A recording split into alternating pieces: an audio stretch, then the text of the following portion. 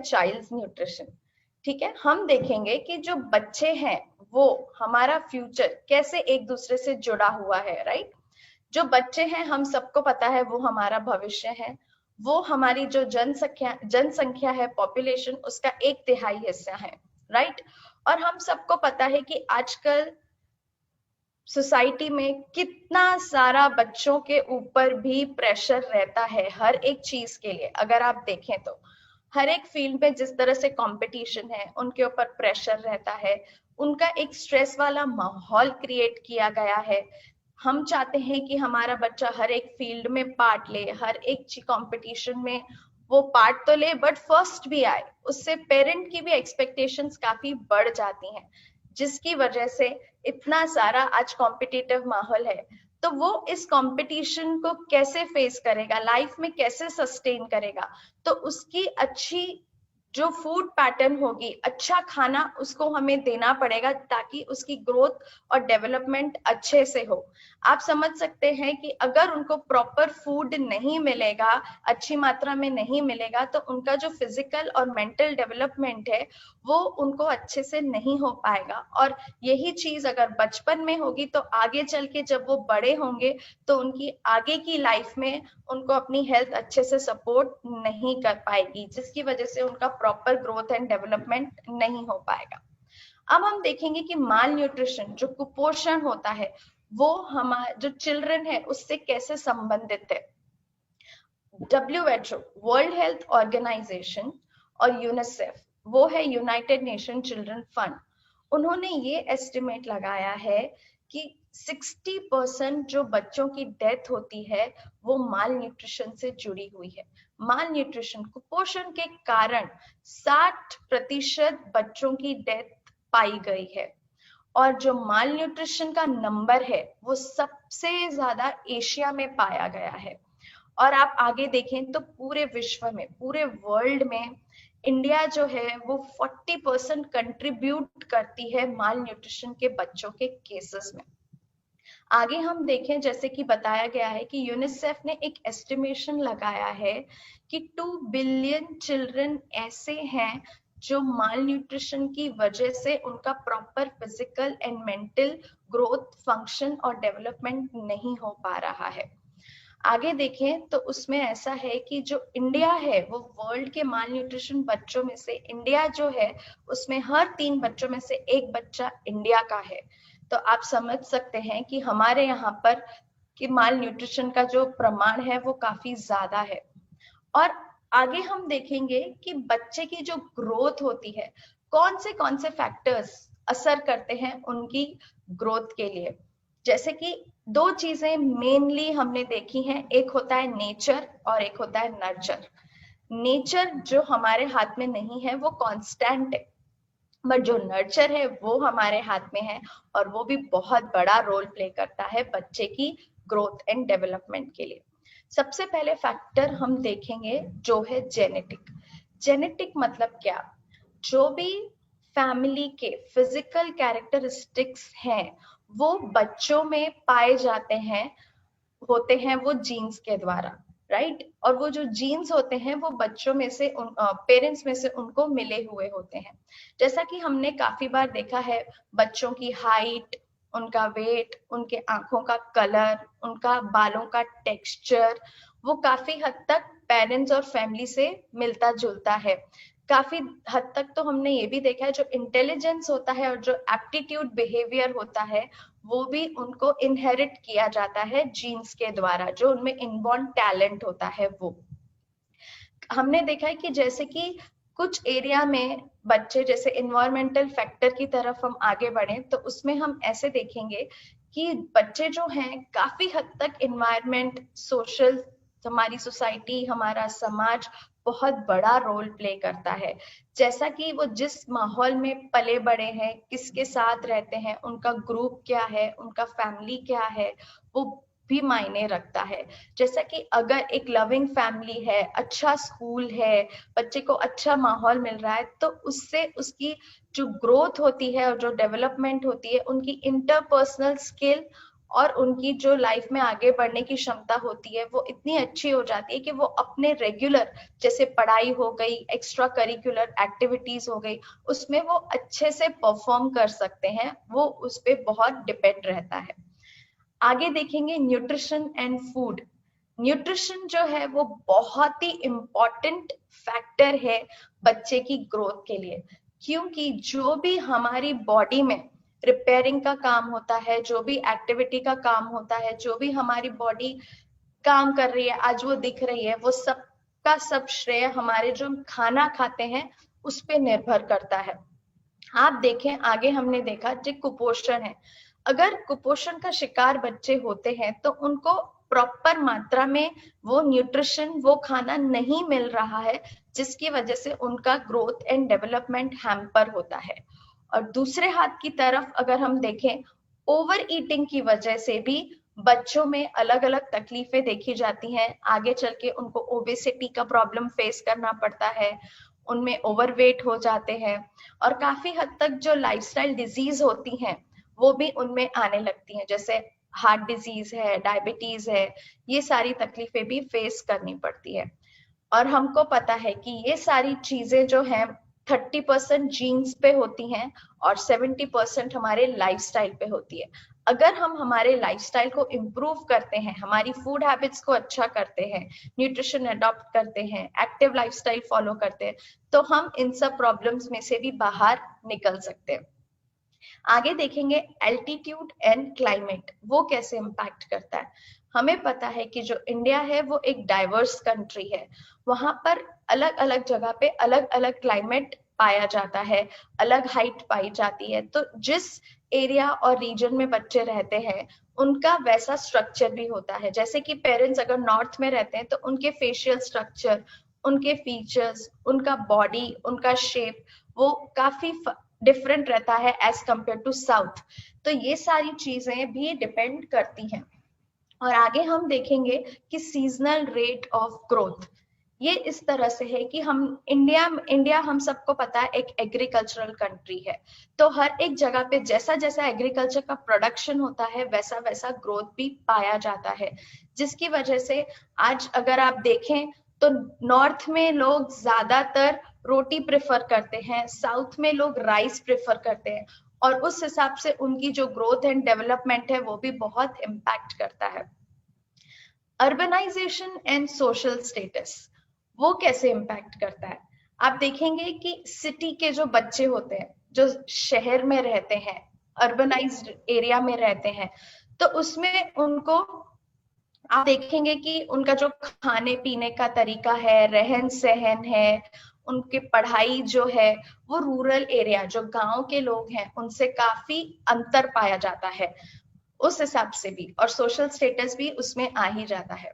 Size and social mobility, size and social mobility के कहने का मतलब ये है, वो फैक्टर इस तरह से इम्पैक्ट करता है जैसे कि काफी पेरेंट्स का जो जॉब रहता है वो ट्रांसफरेबल होता है, तो उस वजह से जब उनका ट्रांसफर होता है तो बच्चों का पूरा माइंड शिफ्ट हो जाता है, उनका पूरा लाइफ चेंज हो जाता है। नया शहर, नया माहौल, नए लोग, नया स्कूल, हर चीज में उनको एडजस्ट करना रहता है, तो उससे भी उनकी ग्रोथ एंड डेवलपमेंट पे असर पड़ता है। साइज की बात करें तो आज हमने देखा है काफी लोग न्यूक्लियर फैमिली में रहना पसंद करते हैं, और पहले के लोग जॉइंट फैमिली में रहते थे, तो उनका जो ग्रोथ एंड डेवलपमेंट है जॉइंट फैमिली के बच्चों का और जो न्यूक्लियर फैमिली के बच्चों का है उसमें भी काफी अंतर होता है, उनकी सोच में अंतर होता है। जो शेयर ऑफ फीलिंग वाली जो शेयर आती है, जो न्यूक्लियर फैमिली में होते हैं या एक बच्चा जिनके पास होता है, वो इजीली मिंगल नहीं हो पाता है, वो अपनी चीजें इजीली शेयर नहीं कर पाता है, वो थोड़ा सेल्फ सीकिंग हो जाता है। और लास्ट फैक्टर हम देखेंगे दैट इज एंडोक्राइन। एंडोक्राइन वो है जो हमारे जो हॉर्मोन्स होते हैं वो एंडोक्राइन सिस्टम को बिलोंग करते हैं, और जो भी हमारे बॉडी का फंक्शनिंग है वो इस पे डिपेंड करता है। तो अगर आपका ये एंडोक्राइन सिस्टम का जो हमारे फंक्शंस है वो प्रॉपर टाइम पे होंगे तो बच्चों की ग्रोथ भी प्रॉपर तरीके से होगी, तो ये भी बहुत बड़ा रोल प्ले करता है। आगे देखेंगे कि किस तरह के माल न्यूट्रिशन बच्चों में पाए जाते हैं, जिसमें पहला है अंडर न्यूट्रिशन। जब जितनी मात्रा में न्यूट्रिशन मिलना चाहिए उससे उनको कम मिलता है, जिसमें एक चीज होती है जिसे वेस्टिंग कहा जाता है। वो इस तरह से होता है कि जितनी उनकी हाइट है उस हिसाब से उनका वेट नहीं होता है, उनका वेट कम होता है एज पर देयर हाइट। और दूसरा होता है स्टंटिंग। स्टंटिंग मतलब जो उनकी एज है उस प्रमाण उनकी हाइट छोटी होती है, वो उसके हिसाब से नहीं होती है। और तीसरा है अंडरवेट, दैट मीन्स एज के अकॉर्डिंग उनका वेट नहीं होता है। नेक्स्ट हम देखेंगे जो है माइक्रोन्यूट्रिएंट रिलेटेड माल न्यूट्रिशन।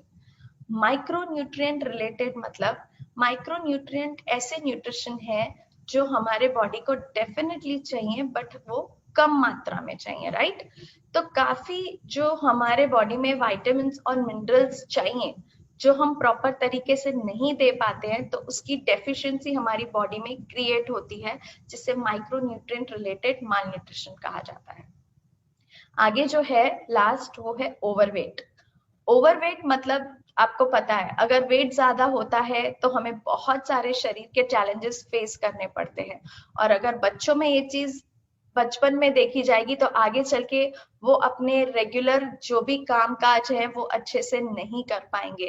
तो जैसे ओबेसिटी हो गई, diet related non communicable disease जैसे कि हार्ट डिजीज है, स्ट्रोक्स भी है, डायबिटीज है, और सब टाइप ऑफ कैंसर्स भी हैं। और आगे जैसा कि मैंने आपको बताया कि 70% हमारे हाथ में है, तो हम उसे क्योर कर सकते हैं। आगे देखेंगे जब न्यूट्रिशन की डेफिशिएंसी आती है तो वो फिजिकल डेवलपमेंट को कैसे इफेक्ट करती है, जिसमें पहला हमारा माइक्रो न्यूट्रिएंट है वो है विटामिन डी एंड कैल्शियम। जब इन न्यूट्रिएंट की हमारे बॉडी में डेफिशिएंसी होती है तो वो हमारे बोन्स डेवलपमेंट को हैम्पर करते हैं। हमको पता है कि जब बच्चा 7-8 साल का होता है तो उसके जो टीथ होते हैं, मिल्क टीथ, वो टूट के नए वाले आते हैं और उनकी फिजिकल एक्टिविटी बहुत होती है। तो आज बच्चे थोड़ा भी चलते हैं थक जाते हैं कि पैर में दर्द हो रहा है, ये हो रहा है, वो हो रहा है। क्यों? क्योंकि उनमें वो जो प्रॉपर मात्रा में न्यूट्रिशन जाना चाहिए वो नहीं मिल रहा है, इसलिए उनको ये जो रेगुलर चेंजेस हैं बोन रिलेटेड वो फेस करने पड़ते हैं। नेक्स्ट है potassium, zinc, magnesium and copper. जब वो प्रॉपर मात्रा में नहीं होते हैं तो वो हमारे जो ग्रोथ के हार्मोन्स हैं उसे डिस्टर्ब कर देते हैं, उनका जो बैलेंस है वो डिस्टर्ब होता है, जिसकी वजह से जो ग्रोथ होनी चाहिए वो उतनी इफेक्टिव वे में नहीं हो पाती है। आगे है मैंगनीज। मैंगनीज की डेफिशिएंसी जो है वो अगर होती है तो उससे स्केलेटल एब्नॉर्मेलिटीज आती हैं, जिससे रिटार्डेड ग्रोथ भी होता है। हमने काफी बच्चे देखे हैं जिनका जो फिजिकल ग्रोथ है वो नॉर्मल बच्चों से थोड़ा अलग होता है।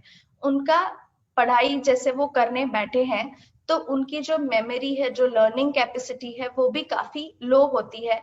वो बात करने का उनका तरीका भी थोड़ा अलग हो जाता है। स्केलेटल एबनॉर्मलिटीज में आप देखेंगे जो स्केलेटल्स, जो हमारा ढांचा है उससे रिलेटेड होता है। कभी कभी उनका हाथ ऐसे टेढ़ा होता है, कभी पैर थोड़े ट्विस्टेड होते हैं, तो वो मैंगनीज की डेफिशिएंसी की वजह से भी होता है।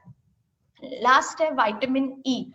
वो जब मसल्स, हम सबको पता है कि मसल्स हमारे बॉडी में बहुत बड़ा रोल प्ले करते हैं, तो उसका डेवलपमेंट होना भी अच्छी तरीके से बहुत जरूरी है। आगे देखेंगे कि जो हमारे फंक्शंस हैं न्यूट्रिशन और माइक्रो न्यूट्रिएंट्स का क्या लेन देन है, जो भी न्यूट्रिएंट्स और माइक्रो न्यूट्रिएंट हमारे बॉडी में क्या रोल प्ले करते हैं, उनका क्या फंक्शन है, आगे हम वो देखेंगे। जैसे कि कैल्शियम, कैल्शियम बहुत जरूरी है क्योंकि वो मसल कॉन्ट्रैक्शन में हेल्प करता है, जो हमारे नर्व फंक्शंस हैं, हमारे ब्रेन के फंक्शंस हैं। और जब भी हमें कभी कोई चोट लगती है या हम जो ब्लड क्लॉटिंग होती है, वो क्लॉट को भी अच्छे से मतलब हील करने में, और वो क्लॉट बहुत ज्यादा डीपली ना हो, हमारे जो सेल्स डिवीजन है, हमारे हेल्दी बोन्स और टीथ है उनके डेवलपमेंट के लिए कैल्शियम बहुत जरूरी है। जैसा कि हमने पोटेशियम के बारे में भी देखा, तो वो क्या फंक्शन करते हैं, वो हमारा जो हार्ट का कॉन्ट्रैक्शन है उसे उसको देखते हैं, और हमारा जो फ्लूइड बैलेंस है उसे मेंटेन करने में भी हेल्प करते हैं। और मैग्नीशियम भी बहुत ही इम्पॉर्टेंट है, जैसे कि मसल रिलैक्सेशन के लिए चाहिए। जो हमारे फंक्शन का हार्ट रिदम है उसको नॉर्मल वे में लो, उसको अच्छे से रिदमिक स्टाइल में जो हमारा हार्ट लबडब करता है उसे उस फ्लो में मेंटेन रखने में हेल्प करता है। जो हमारे बोन्स के स्ट्रेंथ है उसको भी, और जो एनर्जी है और जो हमारे बॉडी में प्रोटीन बनता है उसको सिंथेसाइज करने में भी मैग्नीशियम हेल्प करता है। सोडियम वो बहुत बड़ा रोल प्ले करता है, वो आपके फ्लूइड बैलेंस को मेंटेन करने में हेल्प करता है और आपके मसल कॉन्ट्रैक्शन और नर्व फंक्शन को भी हेल्दी रखने में हेल्प करता है। क्लोराइड आपके जो फ्लूइड बैलेंस है उसको मेंटेन करने में हेल्प करता है। आगे हम देखेंगे कि चाइल्ड न्यूट्रिशन की डेफिशिएंसी क्या है। जब बच्चा न्यूट्रिशन लेता है तो वो किन किन चीजों पे उसको प्रभाव देता है, उसकी क्या क्या चीजें डेवलप होनी चाहिए प्रॉपर तरीके से, वो हम आगे देखेंगे। जब बच्चा अच्छी मात्रा में न्यूट्रिशन लेता है तो उसके जो वेट है उसके हाइट के अकॉर्डिंग वो प्रॉपर होने लगता है और उसके इंटरनल और एक्सटर्नल ऑर्गन्स भी अच्छे से डेवलप होते हैं। इंटरनल ऑर्गन्स हमें दिखते नहीं है, बट जब वो न्यूट्रिशन लेता है और वो जिस तरह से बिहेव करता है, एक्ट करता है, अपना जो परफॉर्मेंस दिखाता है, डे टू डे लाइफ की फंक्शंस मतलब जो भी टास्क है वो कंप्लीट करता है, तो उससे हम मेक आउट कर सकते हैं कि उसके इंटरनल ऑर्गन्स भी कितने फिट और हेल्दी हो रहे हैं। और एक्सटर्नल फीचर्स तो डेफिनेटली हम देख ही सकते हैं। और जो प्रॉपर डाइजेस्टिव सिस्टम का जो भी मैचुरेशन होना चाहिए, प्रॉपर तरीके से जो डेवलपमेंट होना चाहिए, वो भी जब न्यूट्रिशन मिलता है तो अच्छे से होता है। और डेफिनेटली उनका फिजिकल और ब्रेन डेवलपमेंट जो प्रॉपर और नॉर्मल तरीके से होना चाहिए वो होता है।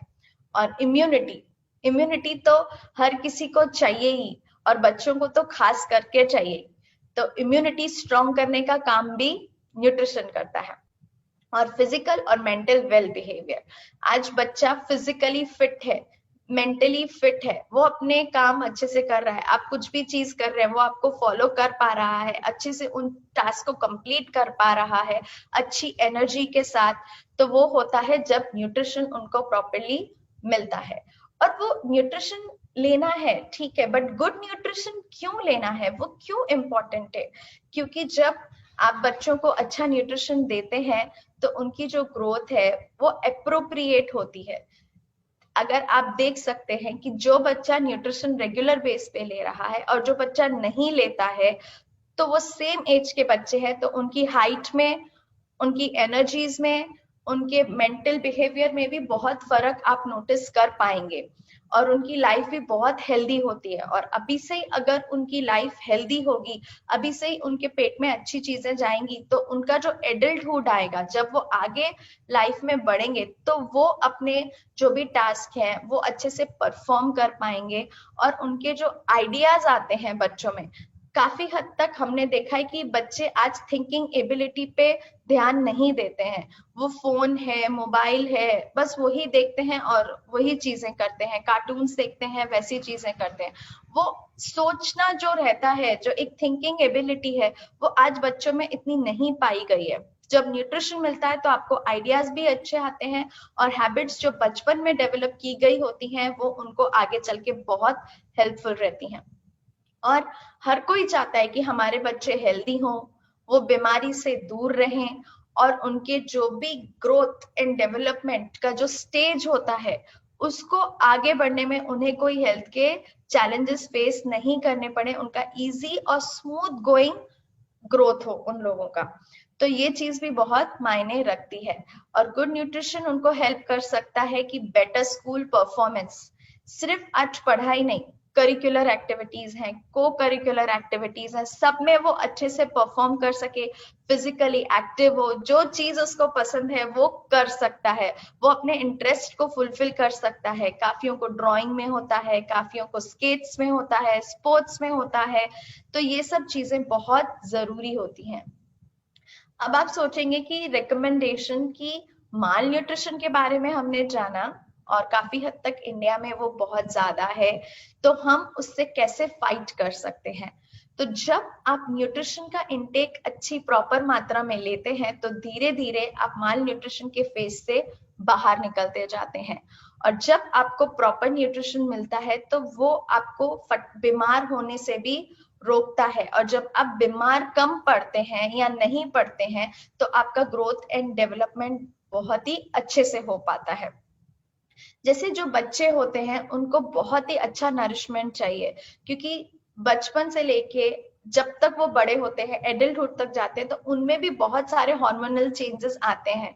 उनके भी लाइफ में बहुत अलग अलग फेजेस आते हैं। तो न्यूट्रिशन अगर उनको मिलता है तो उससे उनकी हर एक परफॉर्मेंस बहुत अच्छे से वो कर पाते हैं। जैसे कि उनका जो इम्यून फंक्शन है वो ऑप्टिमम लेवल पे काम करता है।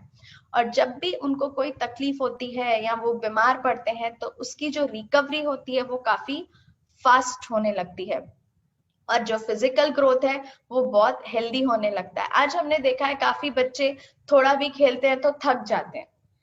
वो जैसे इंटेलेक्चुअल गेम्स होती है, चेस है, वो सब चीजों में पार्ट लेने का उनको इंटरेस्ट ही नहीं होता है। मोबाइल पे गेम दे दो, एक ही जगह पे बैठ के वो खेलना पसंद करते हैं।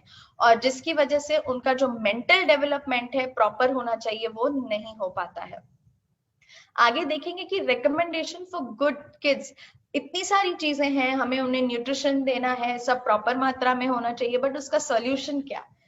तो डेफिनेटली हमारे पास हर्बलाइफ न्यूट्रिशन में बच्चों के लिए बहुत ही अमेजिंग सॉल्यूशन है जिसका नाम है डायनो शेक।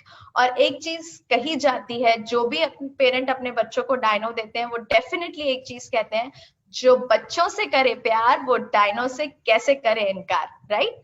वो 100% वेजिटेरियन है और वो बैलेंस्ड न्यूट्रिशन है आपके बच्चों के लिए, राइट? और वो आइडियल प्रोटीन सप्लीमेंट है।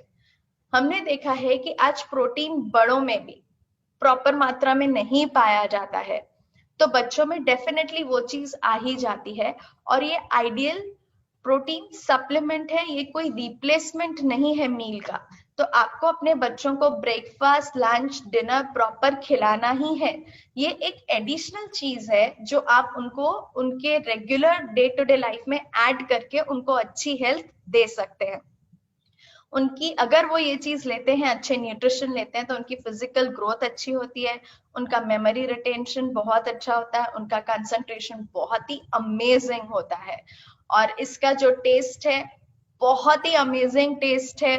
2 फ्लेवर में है, स्ट्रॉबेरी एंड चॉकलेट। और जो असेंशियल विटामिन एंड मिनरल्स हमारे बच्चों को रेगुलरली चाहिए वो इसमें मौजूद है। It's a complete and amazing source of calcium, protein, antioxidants, vitamin A, C and E. तो इसको आप बच्चों को हेल्दी ईटिंग हैबिट्स डेवलप करवा सकते हो। काफी बच्चों को जंक फूड की क्रेविंग होती है, मीठा खाने की क्रेविंग होती है। तो जब बच्चे जंक फूड की तरफ आगे बढ़ते हैं, और अगर ये मेरा पर्सनल एक्सपीरियंस है कि मैंने जब डायनो शेक उनको इंट्रोड्यूस किया तो उनकी वो जो गंदी फूड पैकेट्स की हैबिट है वो डेवलप ही नहीं हुई, और अगर हुई तो वो एक लिमिट में। आज अगर मैं मना भी करती हूँ कि आपको वो चीज नहीं खानी है तो वो मेरी बात मान लेते हैं। अधिकतर बच्चे नहीं मानते हैं, वो जिद करते हैं हमें चाहिए मतलब चाहिए। तो जब आप इसे अपने हेल्दी ईटिंग हैबिट्स का पार्ट बनाते हैं तो उनको होलसम न्यूट्रिशन मिलता है और वो हर चीज में बहुत अच्छे से परफॉर्म कर पाते हैं। अमेजिंग विटामिन और न्यूट्रिशन मिनरल से भरा हुआ है। आप जब डायनो शेक का डब्बा देखेंगे ये सारी चीजें आपको अच्छे से दिखाई देगी कि कितनी मात्रा में कौन सा विटामिन है, क्या कितने मिनरल हैं। और उसकी कैलोरी आप देखेंगे तो इट्स जस्ट ओनली 77 कैलोरीज। तो आप देखिए कि इतनी अच्छी चीज हमारे पास अवेलेबल है। और आगे हम बात करेंगे तो हर्बलाइफ सिंपली प्रोबायोटिक। ये जो प्रोबायोटिक है वो एक साइंस बेस्ड प्रोडक्ट है जो कंपनी ने लॉन्च किया हुआ है, जो हमारी जो गट हेल्थ है उसमें फ्रेंडली बैक्टीरिया के ग्रोथ को एनहांस करता है। और इसके अंदर जो है वो गैनाडिन BC30 है। उसकी वजह से क्या होता है, जो भी हमारा डाइजेस्टिव ट्रैक होता है वो ऊपर से लेके नीचे तक बहुत ही अच्छे से काम करता है, जिसकी वजह से क्लींजिंग अच्छे से हो पाता है। और जो भी हमारा जो गैस्ट्रिक जर्नी है, जो भी हमारा बाउल सिस्टम पे जो इम्पैक्ट करता है वो बहुत ही अच्छे से रिजल्ट देता है। और आप देखेंगे आगे मैं बताऊंगी कि प्रोबायोटिक के बेनिफिट्स क्या क्या हैं। हम सबको पता है कि जो हमारी इम्यूनिटी है वो 70% हमारे गट हेल्थ पे डिपेंड करती है। तो जो हमारा प्रोबायोटिक है वो आपकी डाइजेस्टिव सिस्टम को इम्प्रूव करता है, जिससे आपकी इम्यूनिटी भी बूस्ट अप होती है। और ग्रोइंग एज में बच्चों को डाइजेस्टिव हेल्थ इश्यूज होते हैं, मेंटल सिकनेस भी होती है और ओबेसिटी भी होती है, तो उसमें भी वो काफी हेल्प करता है।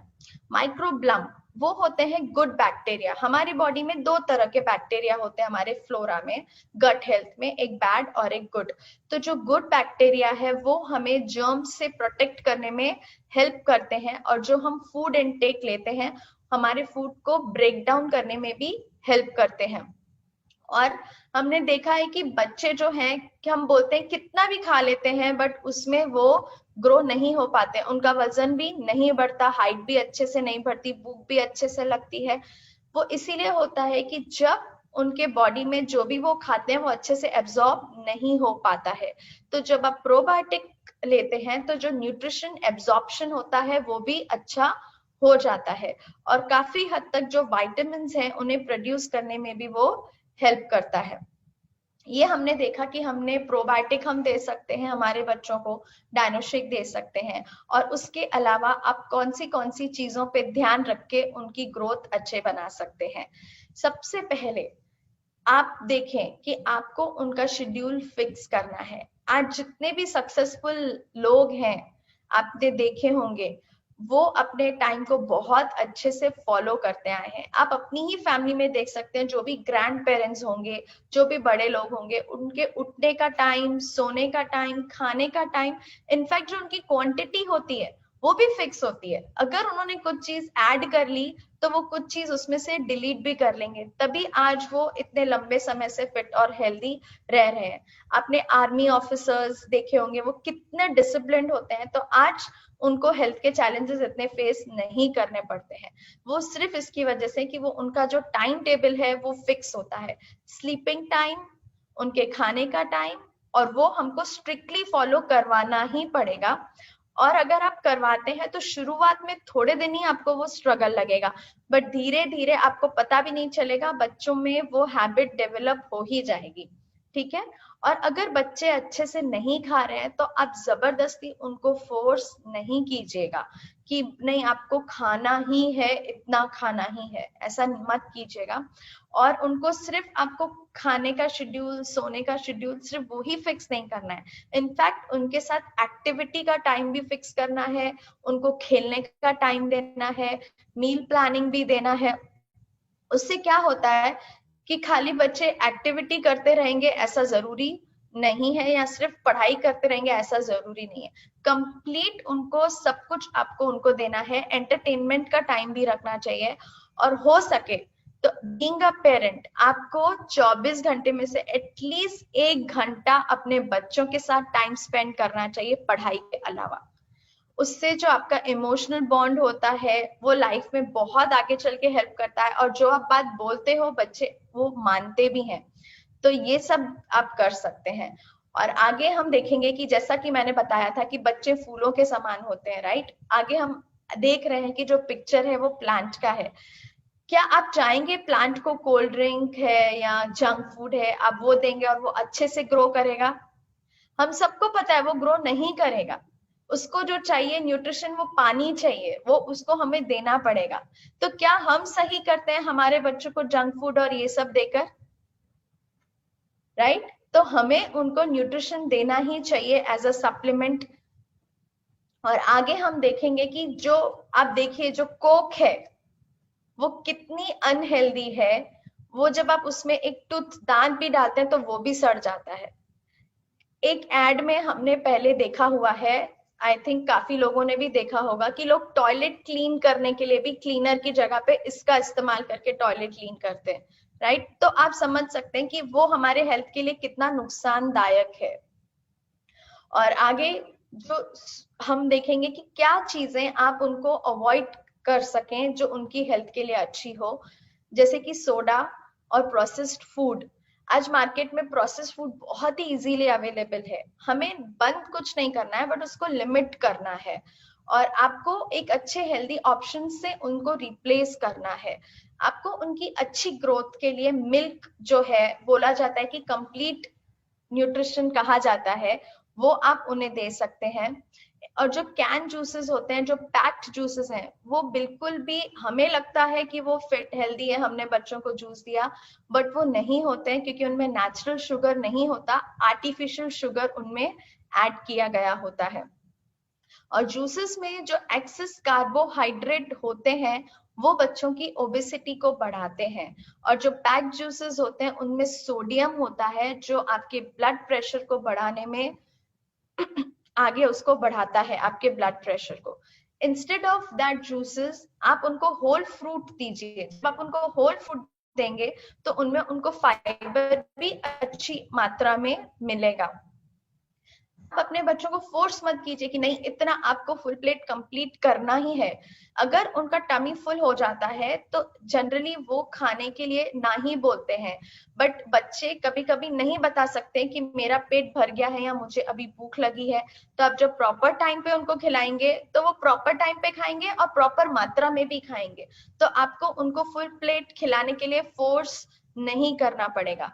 और हो सके तो उनके डिसीजंस उनको खुद लेने दीजिए कि कितना खाना है, क्या खाना है। हाँ, हम लोग उनको गाइड जरूर से करेंगे ताकि वो ओबेसिटी के रास्ते पे नहीं जाए। और जो टीवी और मोबाइल का टाइम होता है वो हमें लिमिट करना है। जब भी खाना खाने बैठते हैं तो एक फैमिली टाइम होता है, डाइनिंग टाइम होता है, कि जहाँ सारी फैमिली साथ में बैठ के खाना खाती है। और वही चीज जब हम टीवी देख के खाते हैं तो हमारा ध्यान पूरा टीवी में होता है, हमें नहीं पता चलता कि हम कितनी मात्रा में खा रहे हैं, हम क्या खा रहे हैं, कि बच्चा खुद भी नहीं बता सकता कि मेरा पेट भर गया है या नहीं। फिर धीरे धीरे वो उसका एक रूटीन बन जाता है, उसकी एक हैबिट बन जाती है। और वो उधर ही जब भी वो खाएगा आपसे डिमांड करेगा कि मुझे मोबाइल दो या मुझे टीवी में कुछ चालू करके दो। धीरे धीरे फिर वो ओबेसिटी की तरफ बढ़ते जाते हैं। और जो स्क्रीनिंग टाइम है वो एक लिमिट होना ही चाहिए, कि आप डिसाइड कीजिए कि आपको अपने बच्चों को एक दिन में 2 घंटा करवाना है, स्क्रीन के सामने रखना है, कि 1 घंटा स्क्रीन के सामने रखना है। वो सारी हैबिट्स भी बहुत इम्पैक्ट करती हैं आपके बच्चों के लिए। इनफैक्ट स्क्रीन टाइम के अलावा आप उनको रिप्लेस कर सकते हैं फिजिकल एक्टिविटी से, उनको इंटेलेक्चुअल गेम्स देके जिसमें वो अपना पजल है, ये है, अपना माइंड लगाएं और आगे बढ़े। और हम लोग बड़े भी सेम सेम खाना खा के बोर हो जाते हैं, तो हम वीकेंड्स में प्लान करते हैं कि चलो आज बाहर खाना खाने जाते हैं। तो बच्चे हैं, बच्चों को तो वैरायटी चाहिए ही। और आज बहुत सारे टिप्स अवेलेबल हैं, गूगल पे हैं, और हम लोगों को भी बहुत सारी वैरायटी आती है बनाने। बीइंग अ मदर, आप इतने टाइम से किचन में हैं तो थोड़ा बहुत वेरिएशन तो हम लोगों को भी आता ही है करने के लिए। और 21 डेज में तो अच्छी अच्छी हेल्दी रेसिपीज हमें मिलती ही हैं। तो ये सारी चीजें हम इनकलकेट कर सकते हैं। डिफरेंट काइंड्स ऑफ चीजें आप इंट्रोड्यूस करवा सकते हैं बच्चों को देने के लिए। जैसे कि पिज्जा हो गया, तो वो पिज्जा जो मैदे का बेस है उसको आप रिप्लेस कर दीजिए दूसरे ग्रेन्स का बेस बनाकर। और जो भी सॉसेस वगैरह डलती हैं वो आप कम डालिए उसमें। उसमें बहुत सारी वेजीज डाल दीजिए। अगर आपके बच्चों को बड़ी नहीं अच्छी लगती तो उसको छोटा छोटा कट करके डाल दीजिए ताकि उनको पता भी ना चले। और एकदम से जंक फूड हमें उनको अवॉइड नहीं करवाना है। हमें 10 दिन में या महीने में 2 बार उनको वो भी चीज खिलाने की हैबिट होनी चाहिए, क्योंकि वो बाकी के दिन अच्छा न्यूट्रिशन खाएंगे तो एक दिन वो डिमांड करेंगे और उनकी वो डिमांड भी हमें फुलफिल करनी चाहिए। अब देखिए कि हेल्दी रूटीन का भी इसमें टिप्स है, कि बच्चों को मोर देन 8 आवर्स अच्छी सी नाइट स्लीप मिलनी चाहिए। उनका ब्रेकफास्ट पूरा हफ्ता होना चाहिए। उनका जो होम कुक्ड मील है एटलीस्ट 6 डेज होना चाहिए, ताकि एक दिन उन्हें भी मिल सके कि वो अपने मर्जी का खा सके।